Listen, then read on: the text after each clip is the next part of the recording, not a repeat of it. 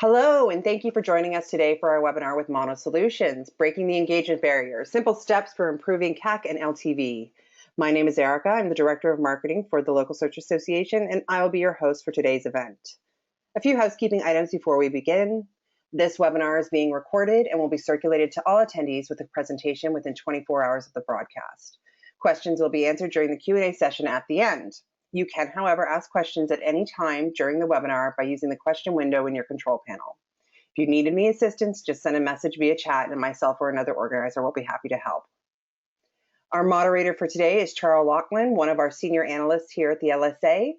So with no further ado, I will pass the mic to him. Charles? Thanks, Erica. Hello, everyone, and thank you for joining us today. We're excited about the webinar today called Breaking the Engagement Barrier. Really, I'll first talk to you a little bit about who's joining me on the webinar today. I'm Charles Laughlin, as Erica said. I'm joined by Jillian Alls, who's the head of marketing communications for Mono Solutions, and David Mim, who is VP of product strategy at ThriveHive and sort of a noted thought leader in the business on all things local and search and so on. So we're excited to talk today about let's talk about what we're going to talk about. So the agenda today is broken into four basic parts. Really, the nugget of this webinar is based on a white paper that we produced recently in cooperation with Mono called the Engagement Challenge, where we talked about how small business SaaS is a growing force in the small business marketplace. It's really transforming how businesses operate. It's really a revolution that's going on in the small business market and the local industry, and we're going to share with you some data from our Modern Commerce Monitor, which really sort of makes the case that SaaS is fast growing. It's really changing the lives of small businesses. We're also going to look at where some of the friction points might be that are preventing the industry from taking this further and having deeper engagement, lower churn, greater lifetime value, and so on. And so we're going to sort of talk about some of the things that signal that there's some issues with complexity and sort of small businesses not having the time to really learn products and use them, and what does it take to get your hooks into them and engage them. And then we're going to sort of share some best practices from a few companies that we talked to for the white paper, including Mono and ThriveHive, who will share their experiences here on the webinar. So that's kind of the process we're going to go through, and at the end, as available, we'll take questions. So let's get started. So the first topic, again, how SaaS has transformed the small business market. Now, we have, this is a quote from a podcast. We have a podcast called Above the Cloud, which was really focused on kind of telling the stories of entrepreneurs in small business SaaS and sort of how they built their businesses and where the industry is going and how to really sort of solve all the problems that occur in sort of developing software for the small business space, which is a sort of a notoriously challenging space. And one of the quotes that we sort of came across in speaking with Gene Marks, who's a small business columnist at Forbes, and he shared this quote with us, which is, can you imagine trying to run? I asked him, how has small business SaaS and small business software lived up to the hype? It's sort of a rhetorical question, but I wanted to hear his response to that. And he kind of pushed back hard at me and said, can you imagine trying to run a business back in 1978? Of course it has. Yeah, and his response was sort of incredulous, really. And but anyway, so it was a good illustration of how much friction there is. It's come a long way, and this sort of illustrates it as well. And this basically shows sort of combining our Modern Commerce Monitor research with our partner Thrive Analytics data they've gathered as well, kind of establishing small businesses that use at least one SaaS tool has grown from 35% to about 55% now, and we anticipate that growing even further to 75% in a couple of years' time. So this has been a steady climb, a pretty robust growth curve. And our own Modern Commerce Monitor research shows that about a third of businesses across all of these, give or take, across all of these solutions within sort of the small business operating system, to use that term, to borrow that term. I think it's used in a few different places around the industry. what are small businesses using the cloud to run their business more efficiently? And typically, greater efficiency, time savings is the number one objective that small businesses have. I sort of, isolate marketing and advertising in orange here because historically this is, the LSA has covered sort of the MarTech marketing technology piece of this. Increasingly, we're looking at the whole enterprise, and that's sort of why I sort of isolate that. Now I want to bring Jillian and David in sort of on this one and kind of get some feedback from them. What this shows us is that SMBs are satisfied with what they've purchased in across all of these different functions, some more than others. And sort of the orange bar is slightly better, the gray bar is much better, and that is above. Did they meet or exceed expectations, or do they meet expectations? So orange would be, yeah, it was not just met expectations, it was a little bit above expectations, and gray is much above. So these are all over 50%, which is a positive metric. And so maybe I'll just pause here and kind of introduce, let our panelists introduce themselves. So Jillian, say hello, and maybe you could share, based on your experience, if you think these numbers seem to reflect your understanding of the market, and then David, maybe you could add a couple comments as well and say hello. Julie, sure. why don't you start? Hi, everyone. Yeah, hi, everyone. Great to be here with you today. And thanks, Charlie, for this great introduction. I think, across the board, what we're finding through our partners and their SMB clients is that anything that's saving them time at the end of the day is something that they're going to be very satisfied with. And that's partly true to the software itself, but also the service on top that our partners are providing as well. And I think, in some areas more than others, the pain point might be more extreme, and the more integrated a software system might be, say around accounting, for example, if they're not having to handwrite invoices anymore, that's just an obvious time saver right there. Whereas marketing, you've kind of taken a digital transformation. So I find that 37% slightly better is probably an indication that they already have some sort of level of expectation. Right. Even though it's still over 50%, I think that's might maybe be like where everyone started on this kind of digital path as well. Yeah, I mean, it is interesting to note that one probably has the greatest maturity, perhaps, for a lot of small businesses, and that might reflect the sort of slightly softer numbers. Mm-hmm. Yeah, this is David. David Mim, VP of Product Strategy at Thrive5. And yeah, I was just going to say, it feels like, of the various columns in this graph, marketing and advertising is probably the lowest friction of any of them. So right. the sort of trial run of the cloud, if that's the analogy that we're going with, I think that marketing and advertising of these options seems like the natural place to start to me. And so I think that the maturity question is spot on. Right. Okay. So, so this sort of establishes that, there's a fairly substantial level of satisfaction, at least, sort of at least better than just neutral across the board, which is a very positive indicator. So let's dig in a little further. And the other thing that we asked, and some of these questions are original to the last wave of the research. We've actually done 4 waves of it. And in the last wave, we really wanted to dig more into understanding what happens after the sale or after the purchase of the software, because, we sort of asked, why did you buy it? Why didn't you buy it? What were your expectations going in? That sort of, we had established that over 3 waves. And the 4th wave, we wanted to sort of take it post-sale and see what happens afterwards. And so what we ask here is, what are the top 3 ways in which switching to cloud-based services has helped your business? And I think these are the top. There were some other ones sort of with lower responses. We wanted to just show you the top responses here. Spending more time with customers at 53% is, I think, a very significant finding, because, sort of going in, what we, heard always was, save us time, make our lives more efficient. Well, sort of, you have to think, well, if you're saving them time and making their lives more efficient, their business lives more efficient, what is the outcome of that? One would hope it would be, well, maybe it's spend more time with your family, but really it's probably spend more time on productive activities within the business day, and spending time with customers certainly ranks as about the most productive way you can spend your time. Saving money sort of, appeared here, and improvement in customer satisfaction, I think, is probably certainly a correlation to spending more time with customers. What's interesting about saving money is that that never ranked very highly sort of going in as an objective or a priority.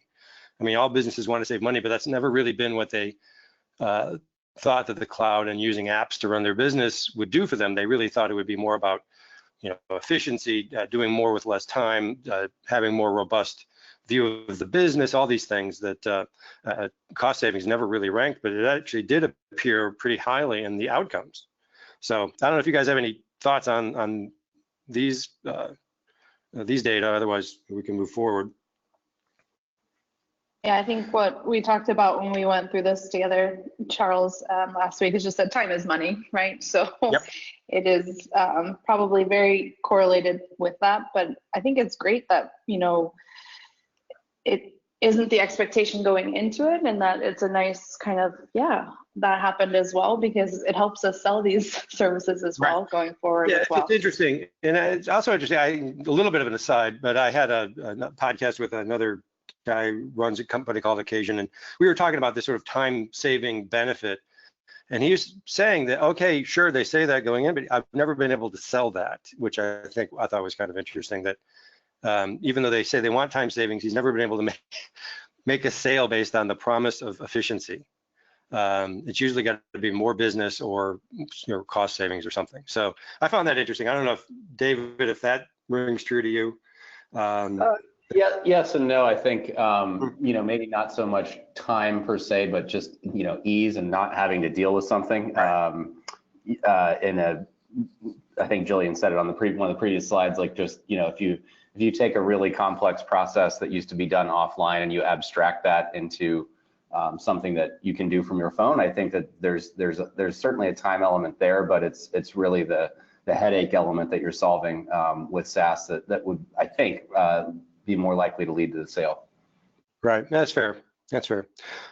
All right, moving on here. So another way we sort of pulled together, we sort of asked the small businesses, how they spend their day, and when we sort of broke it down into sort of non-revenue generating or non-customer facing versus customer facing activities, and then we took that and then we looked at companies that use something in the cloud to run their business and those who do not, sort of binary, those who do, those who don't.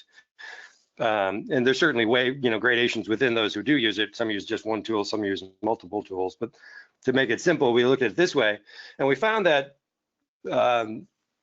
sort of the bottom line here is that folks using the cloud are spending more time on what we consider revenue generating activities. That's making sales, working with customers, fulfilling, doing the things you got into the business to do, which typically are delivering your service or creating your product or working with customers or so and so on, versus the sort of the paper pushing drudgery of running a business. And this actually really stood out to me as a really strong outcome and a really strong endorsement of moving your business, appifying your business, moving your business into the cloud. And it's just a really good proof point that this is actually being effective for small businesses.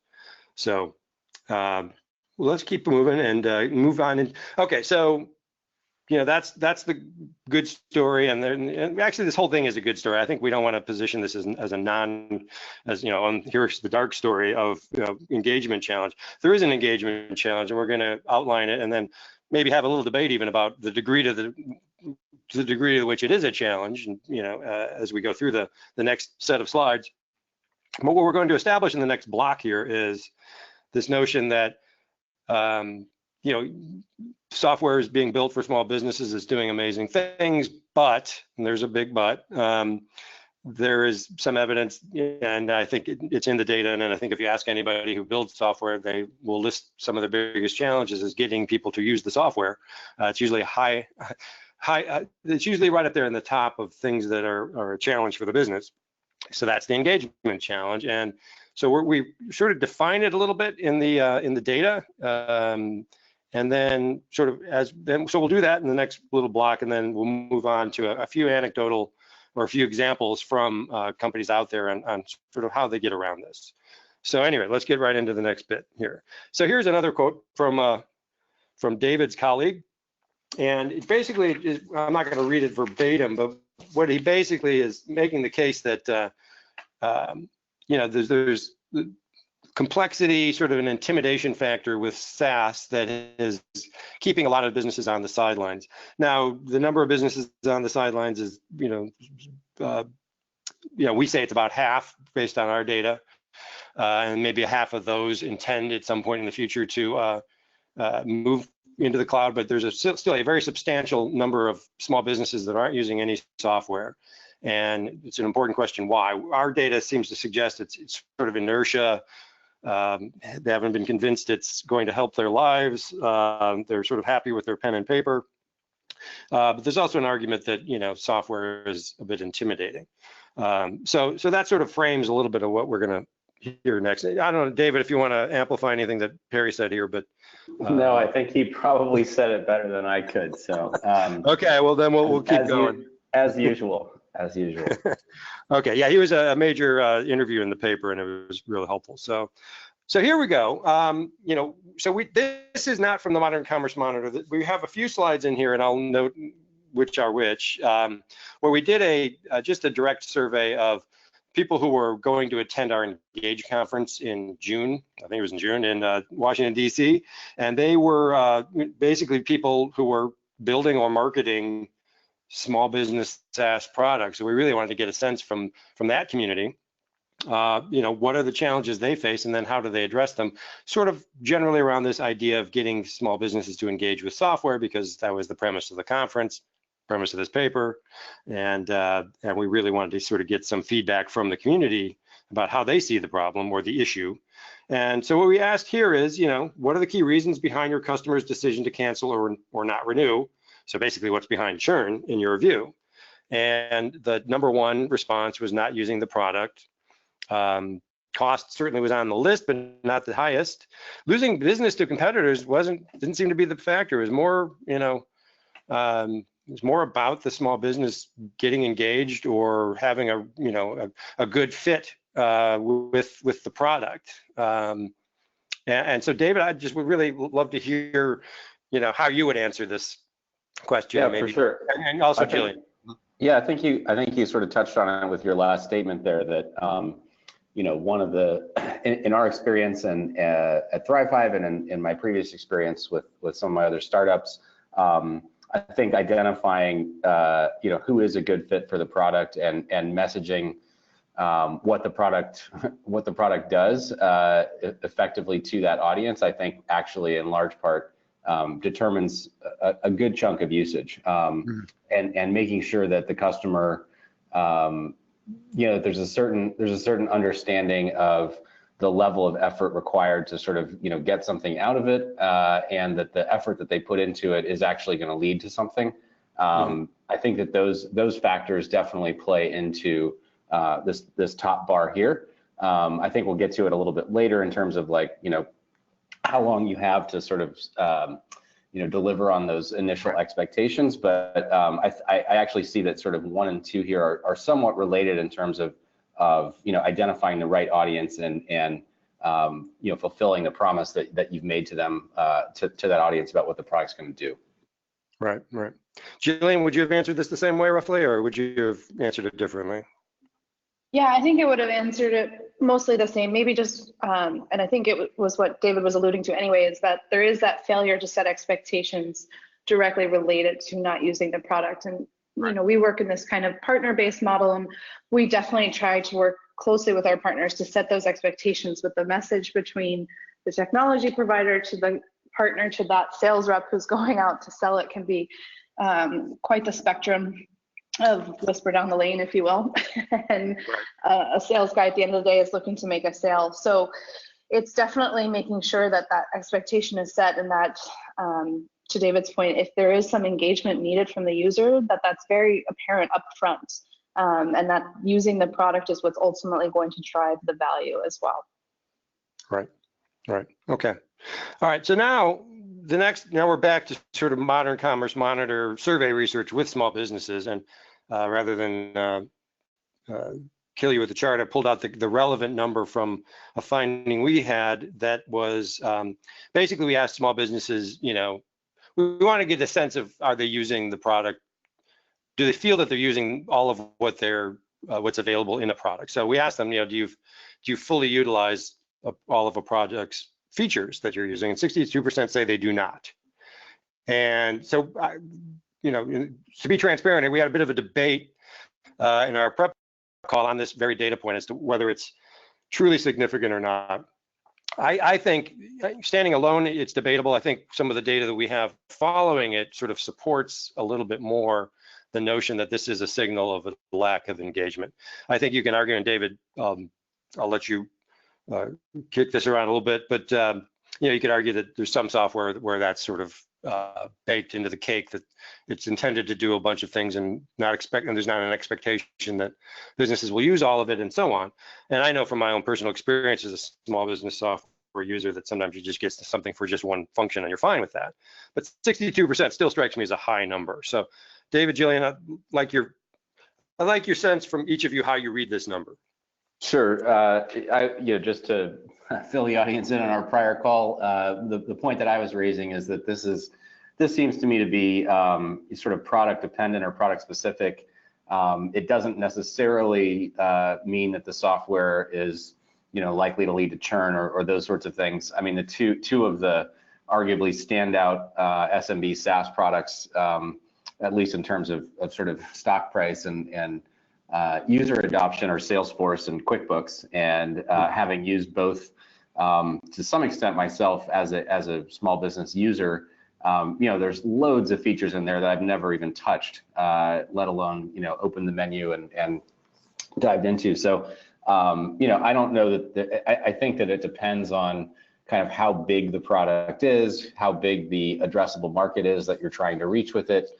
I don't know that that this is necessarily on its own a leading indicator of churn. I think it really depends on those two factors I mentioned earlier.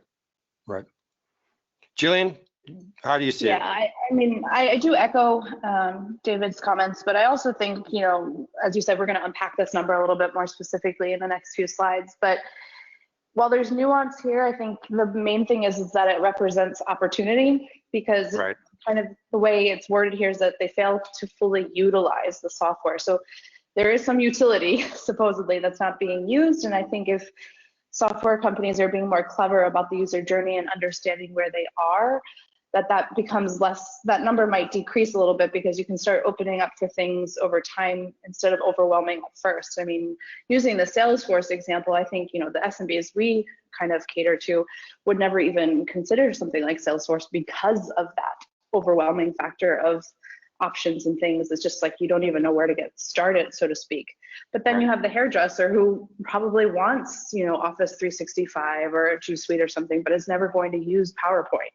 But for them, the value is still there enough because they want that, other product, the Excel or whatever it is. Right. Yeah, and if you look at, sorry, go ahead, finish your point. No, I just was going to say that, reiterate that I think it just represents a little bit of opportunity, but also, of course, I think there's some things to dig into in terms of what that impact is if you're overwhelming the user. Right, and the next few slides will raise some questions around that, or some issues around that.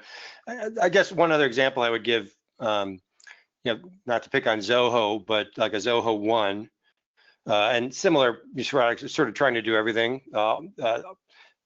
If you ask the companies, what their utilization rate of the tools within a suite are, it's typically 4 in 10 or 2 in 10 or some number like that. It's a fraction of what's available typically.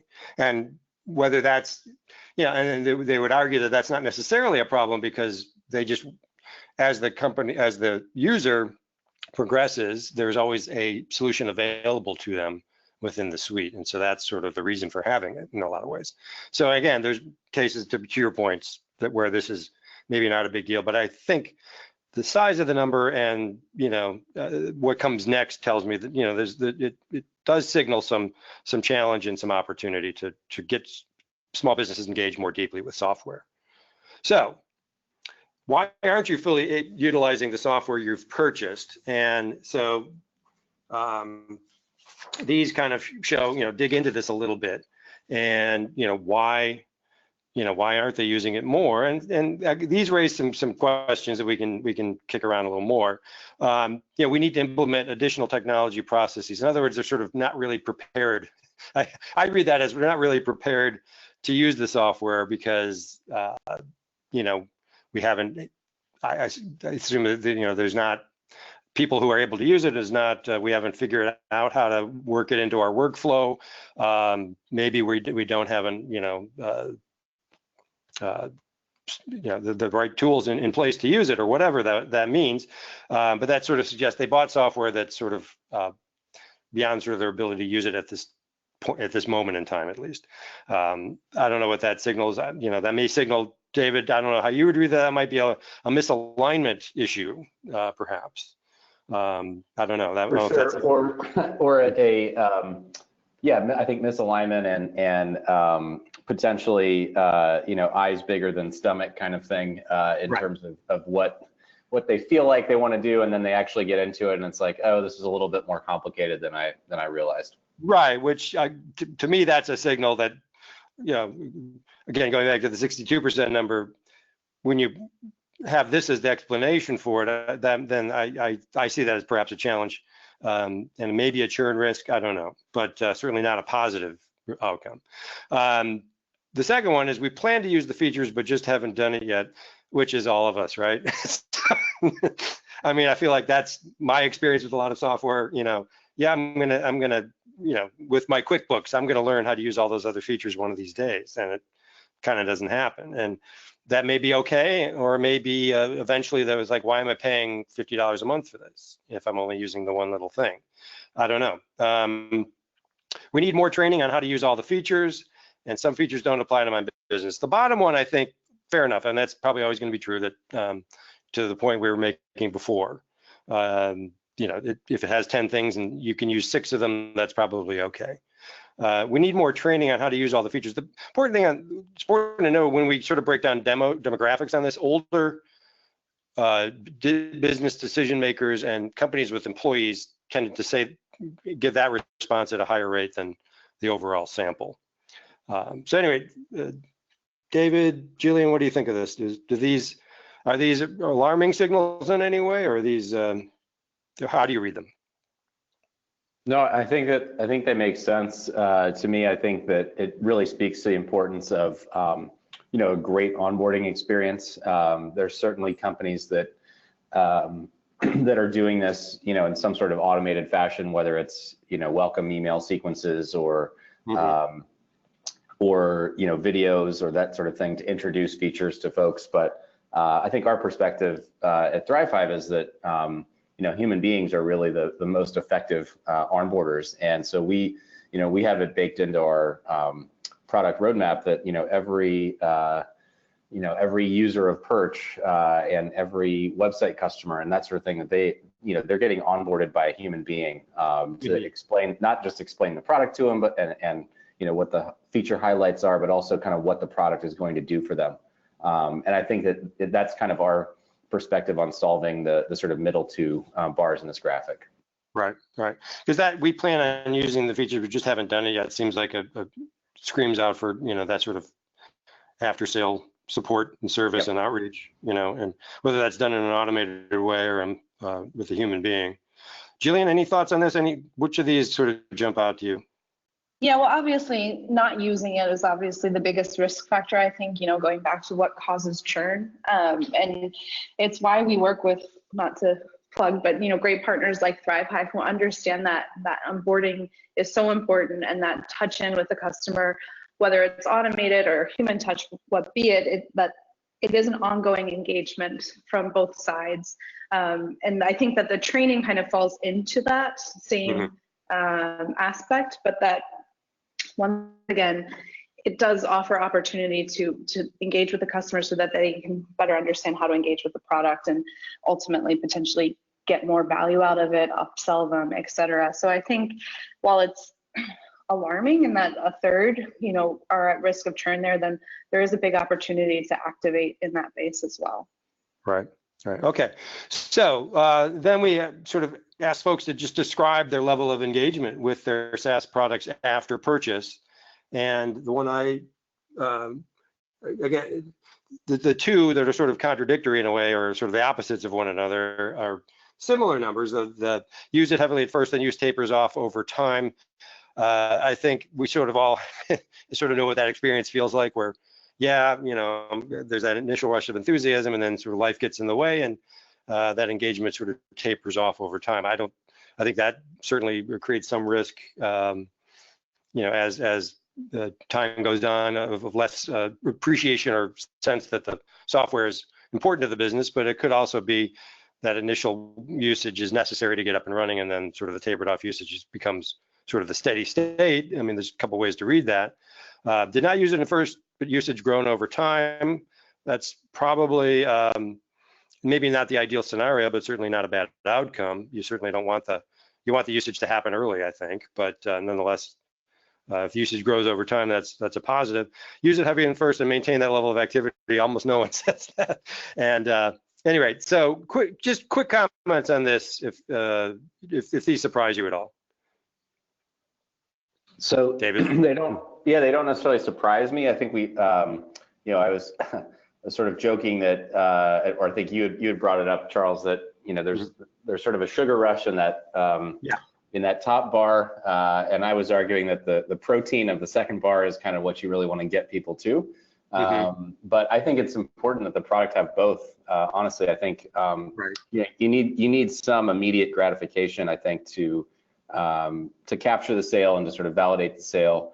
But really, you've got to bake in some kind of performance, some kind of positive outcome of staying engaged over time, if you're going to keep those customers around. So I think that there's definitely a balance here, but I agree with your general take that you want to bias towards sort of longer term ongoing usage.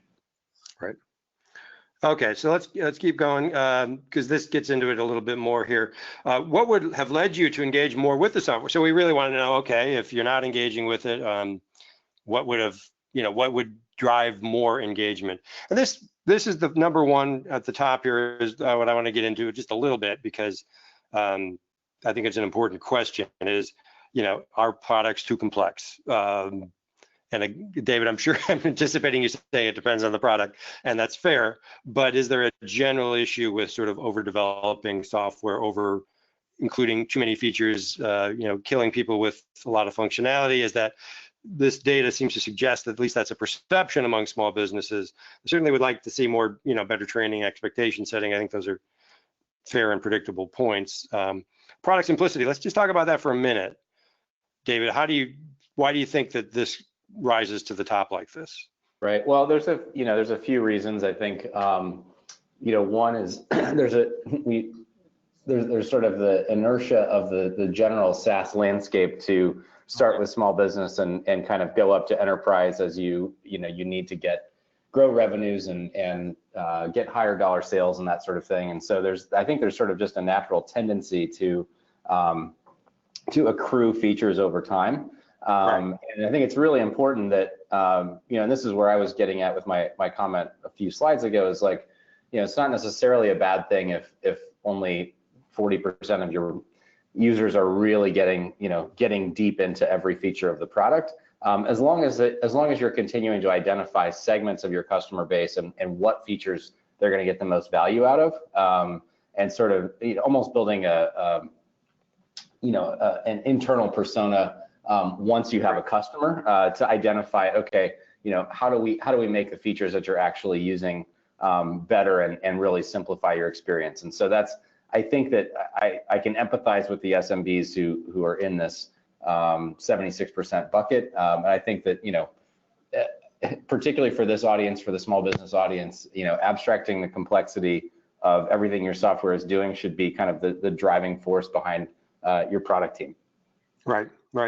Jillian, you guys think about this a lot? Imagine you do, and how you. Yeah, we do. And the way we kind of try to look at it is going back to that customer journey and understanding that everyone starts in a different space, and what can we do as a technology provider to accommodate that, so that, you know, there's maybe a wizard flow to get started, so that it's not, you know, you just sign up and then you're dumped into a website editing experience if you have no idea what that should look like. So kind of trying to understand different user roles and you know, make our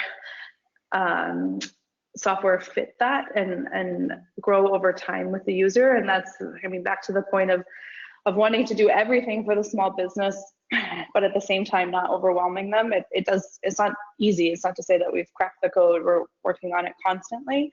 Right. But I think the other 2 points feed into it: a better initial training process and expectation setting. If those 2 things are strong, then maybe you'll see that 76 number kind of drop down as well, because then they don't jump in overwhelmed. Right. I mean, complexity, yeah, to your point, may just be a reflection of you know, not being explained well, or not being broken down into easily digestible chunks along the way. Mm-hmm. The product can be complex. It's really, but if it's really how sort of the customer is brought through and what their journey is like. Yeah. So, okay. So the last sort of data slide in this block before we get into some examples is, this is back to the industry survey that we cited earlier, and we asked companies, you know, or the sort of the product marketing, et cetera, people who were answering this, who were attending our conference, you know, what is the engagement cycle? And by engagement cycle, what we really meant is the amount of time, as it says below, you have to capture a user's intention engagement before the churn risk goes up. Bit of a subjective, I guess, metric, but nonetheless, I think most companies have a sense of how much time they have to get their hooks in order to sort of make sure that that customer is satisfied and engaged and optimized for renewal. And what's interesting is, you know, about 75% said 1 month or less. We had a few that said they could have up to a year. That made me scratch my head a little bit, but most said you have a month or less. And then about 30% said the cycle is, you know, about a week or less. And I'm going to get everyone's thoughts on this in a sec, but then I want to share another quote from Perry here. In his view, which if you can't find a path in the first 24 hours of creating some level of engagement, you have a big drop off. And I heard that in sort of conversations and interviews. I hear a lot more responses that are closer to that 24-hour, 48-hour engagement cycle versus 1 week or a month. So, you know, obviously I'm, David, you're probably going to agree with Perry here, but kind of just talk a little bit about what that really means to have that within the first 24 hours. It's not like full usage of the software. It's just, it's sure. Some engagement. Talk about that a little bit. Yeah, so I think I can speak sort of generally and specifically about how we're looking at this. You know, I was saying earlier, this is not necessarily a ThriveHive perspective, but something that I've felt for a while is that you got to have, you know, that sort of sale validation, you know, with I don't know if it's 24 hours, but certainly like, you know, relatively soon after the credit card swipe, right. To really, you know, get that initial hook. But I think one of the things, you know, with our current sort of product configuration at ThriveHive, you know, we sort of bring everyone in through our Google My Business Grader product, and we sort of set the table for them about where they are, you know, the various aspects of GMB they might not be using, you know, very well or to their fullest extent. And so I think that for us, it's like pretty easy to show real value of, hey, you know, you haven't posted or you haven't answered these questions on your profile or those kinds of things. And, right. You know, within the first half an hour of speaking with one of our marketing guides, you know, we're able to show them, hey, you know, here's what we worked through with you, and guess what? It's already live on your profile. And so I think that initial, and that's, you know, that's a product feature we've been working on, frankly, for 6 months to get that in place. But I think that's what we're sort of hanging our hat on, is like, we're showing you what the problem is. You're working with our team. You're using our product to sort of to solve that problem, and that's sort of one of the habit building sort of operations that we're hoping to solve, both with the product and that human onboarding experience. Right. Now, Jillian, websites are different, right? I mean, or are they, in terms of this engagement cycle? Is it still 24, 48 hours, or do you have a longer time? Given some of the nature of building websites, is it a longer cycle for you guys, or is it the same? Yeah, I mean, it depends on the service model, obviously. So if you're looking to kind of create your website yourself, then yes, you definitely want as much engagement as possible early on. It's not to say that you're going to finish and publish. I mean, there's certainly flows out there to make that easy to do, and then you could kind of build up more content over time.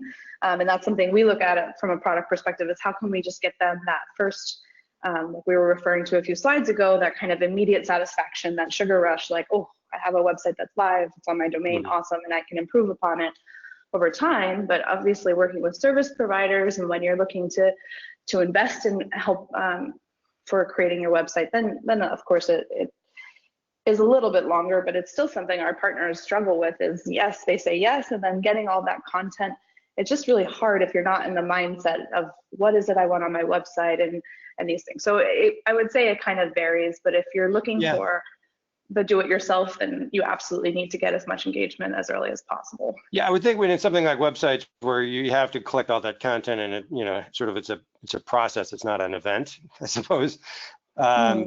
To build a website, but there's probably that one thing that gets them engaged early and sort of makes it more likely that they follow through on all the components to build the website, right? So I don't know what that thing is, but if it's creating that sort of template, or whatever, but I would imagine, to make sure that they're engaged early so that they fully, develop the website and follow through is probably very important. So we're working, like I said, I mentioned earlier, a lot on this kind of initial user flow to get some content in there, get the kind of understanding of their business. So in theory, they could publish right away. But we also, putting on my Mono.net hat from years ago when I started at Mono, when we worked on this DIY product, worked with, drip campaigns, okay, day 3, you should be thinking about this. Have you optimized your SEO, et cetera? Just trying to find continual ways to keep the user engaged. And it's not easy. No. Right.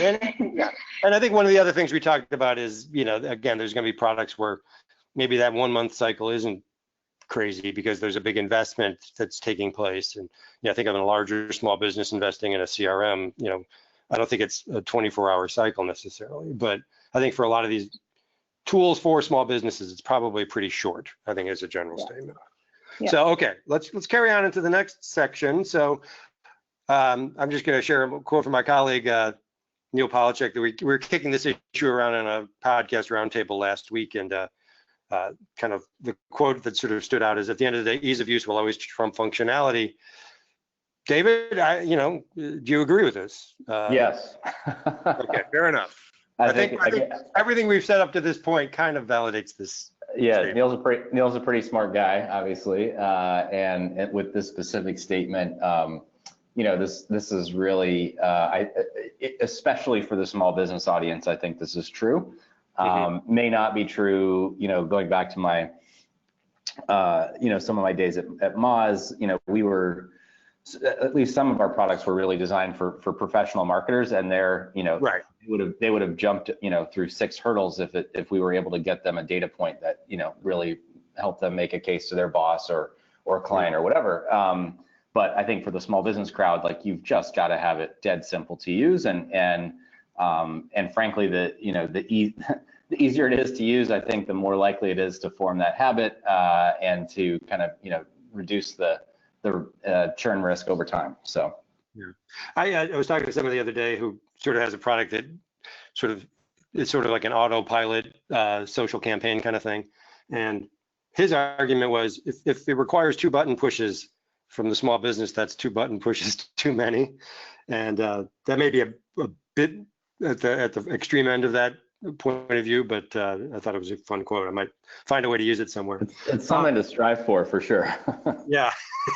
Jillian, I mean, does this sort of guide Mono? I mean, does this sort of mantra, because I mean, functionality is important too. And in website business, you want to have great design, you want to have great websites. So there's probably a little bit of a struggle. Yeah, it is a huge struggle because we work with designers who, sometimes geek out on the functionality points of it. And then it's also, hold on, you got to do this efficiently. So we're going to help create some functionality to make it easier. But then we're also really pushing for the user to get involved and start doing things on their website. So then ease of use is extremely important. So we kind of talk about in terms of user roles, so that we can kind of lock down functionality so that we don't overwhelm / confuse the user, and have separate experiences where it makes sense.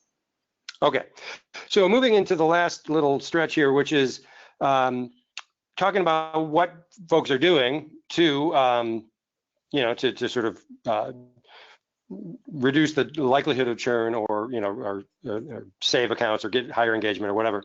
So what actions have you taken to improve SMB engagement with your products? And so again, this is back to the industry survey. This is people like David answering, and you, Jillian, and the product team at Mono, and et cetera, answering this question.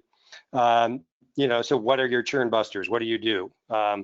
Investing in onboarding training and new product tiers, simplification were the top 3, interestingly enough. Would you guys how would you have answered this question? Where would you have picked? What would your top 3 have been? Why don't you go first, Jillian? Why don't you, if you were looking at this, what would your top 3 be? Well, if I look at it from a direct go-to-market perspective, definitely have experience in the power of a free trial. That's something that's really worked. Looking at product and service tiers, certainly, and that's also in terms of packing things into bigger kind of packages, if you will, and gaining a longer contract time, for example, that tends to help as well. And then, ultimately on the onboarding and training, and this doesn't necessarily mean it's a person doing it, but making sure that onboarding experience of the product is as efficient and as helpful as possible is certainly up there. Yeah, it makes sense to me that optimizing onboarding training would be number 1. I guess I was a little surprised free trials were so low. I don't know, David, what do you think? How would you have responded? Yeah, so I mean, whether it's freemium or free trial, I think you have to have you have to give the customer some indication of what it's like to use your product. So I don't know, for us, again, we're in a little bit of a sort of transition state in terms of our sort of I don't know, I sort of hate the word funnel because it's increasingly a pretzel, as your former colleague Greg Sterling liked to say. But folks are coming in, and Jillian made this point earlier. Folks are coming in a whole host of ways, and we're really just sort of dialing in, what that experience is, and how we can align those, that first experience with the product with what they were expecting to see. And so I think that initial, you got to give them something that gives them a really strong impact. I think before they talk to a salesperson, I think that's going to be with a direct to SMB product pretty much essential. All right. Okay. So let's move on to the next, which is sort of the follow on to the previous one, which is what works. We saw what you offer, in terms of churn reduction activities. Onboard training, same at the top. I guess we don't have to dwell on that further, but what's interesting is some of these, were a little different than what works was a little different than the what ranked highest among activities. But the top 2 I think are the same. Product simplification, interestingly, that ranked where it is. But the top 3 were, investing in onboarding, messaging, expectation setting, and then regular service calls. Do those 3 jump out, strike you as probably the 3 most effective things, or would you have picked up something else? Jillian? Well, again, I think what's interesting here, and we work in a partner-related kind of go-to-market, but that it's all points where there is some sort of engagement with the user from the company, right? So you could send automated reports or improve your software, but at the end of the day, people buy from people and people react to people. So I think that, that these, it doesn't surprise me, I guess I should say, that these would have the biggest impact. I think the challenge lies in how do you do this effectively from a cost perspective. Right. Well, the automation didn't rank high anywhere. Well, price reduction and automation were low in everyone's automated reports and automated support, I should say. No one seems to think those are particularly effective. So, David, would you have answered differently? I agree with that comment. I also agree with the sort of messaging and expectation setting. It's not. I think it's directly related, even though it's not necessarily wholly encompassed by that. Is I think the sort of alignment with again with sort of features and onboarding experience with the customer that you're trying to attract. For us, we see a lot of our customers coming in through partners, and in many cases vertical partners, where we have a really good understanding of the things that drive success in Google My Business for the massage therapists of the world, or a website for a wellness center, those kinds of things. Like we've got a lot of data behind it. We have a lot of just experience in talking to those customers and that sort of thing. And so I think that we're able to do a pretty good job of setting expectations and building features for the specific customers that we're attracting. And so I think that that sort of alignment, that really great onboarding experience, and I guess you could sort of say like new product or service tiers. It's more like a flavor of a service tier that we're able to deliver. I think that's the early signs of that kind of model are looking good for us. Okay. So the last stretch here is the we're looking at. So we're going to use a quote from the white paper and kind of amplify these quotes with a little bit of an example of how companies on this call, on this webinar, and one who's not on the webinar are sort of techniques that they use to improve engagement. And those could be from the customer acquisition through the product development sphere. So anyway, this quote is from Mono and talks about using customer feedback, proactive and reactive. Jillian, obviously, since you're at Mono, why don't you talk a little bit further about what Sven is talking about here? Sven's your COO, right? So yeah, Sven's our COO. Yeah, and he's in charge of product here alongside our other co-founders. But basically, it was a big collaboration work to get feedback directly from our partners, which also expands to then from their small businesses, but also correlating that with what we saw actually happening in the product and some statistics around the platform usage, to not only be reactive and do the updates and feature improvements that our partners are asking for, but also get ahead of things that they might not be seeing on their end or hearing, so that we kind of had a more holistic way of improving our product going forward. So it's something that we take really seriously, and we get a lot of feedback from our partners on a daily basis of things. And back to that user journey, it's all about balance and understanding, okay, this is a designer speaking to us, they really want this, how do we integrate that into the product without disrupting other usage and other user roles in the platform itself. Right. So it's all about like sort of getting the customers to tell you where you're falling in love with your product a little too much in a lot of ways, right? Yeah. Okay, so let's. So the next one here is something from the white paper. Akshay Gupta, who is not joining us today, but he was a good source for the white paper because he had something that he called the 30-second rule, and it's blown out a bit in the paper, and he also talked about it at our Engage conference. And it's not original to him. Apparently, it's something that's been kicking around in product circles for a while. But he uses an example of sort of helping a customer of his.